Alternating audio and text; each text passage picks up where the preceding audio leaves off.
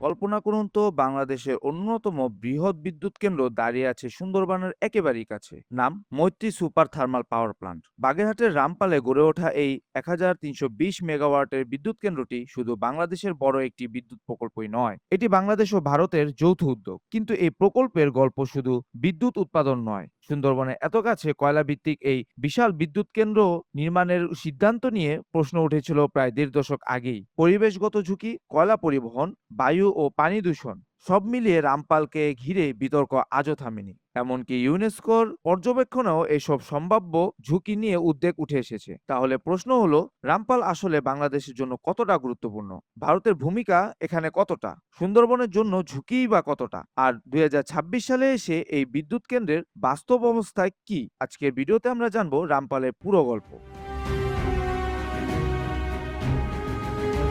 বাগেরহাটের রামপালে অবস্থিত এই বিদ্যুৎ কেন্দ্রটির পুরো নাম বাংলাদেশ ভারত মৈত্রী super thermal power project. 1320 megawatt ক্ষমতার এই কয়লাভিত্তিক বিদ্যুৎ কেন্দ্রটি পরিচালনা করছে Bangladesh India friendship power company limited বা বিআইএফপিসিএল। এই কোম্পানির মালিকানার অর্ধেক বাংলাদেশ বিদ্যুৎ উন্নয়ন বোর্ড আর বাকি অর্ধেক ভারতের রাষ্ট্রীয় এনটিপিসির।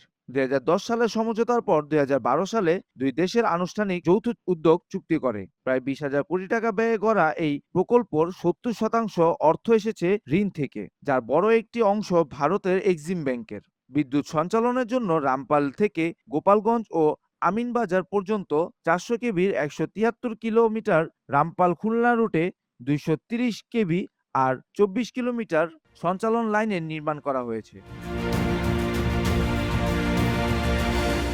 তবে রামপালের সবচেয়ে বড় বিতর্ক সুন্দরবনকে ঘিরে।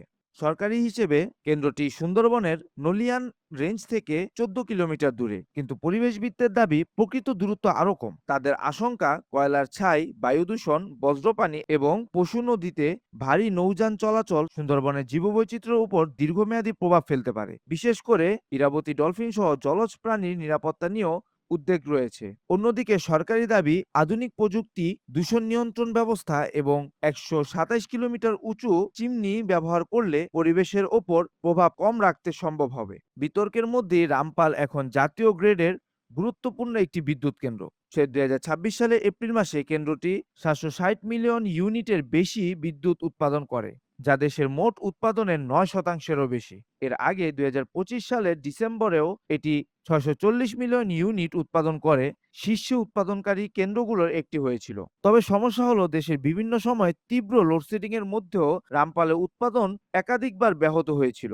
ফলে প্রশ্ন উঠছে, এত বিপুল পরিমাণ বিনিয়োগ ও ঋণের পরও কেন কেন্দ্রটি সবসময় সম্পূর্ণ ক্ষমতার বিদ্যুৎ উৎপাদন করতে পারছে না?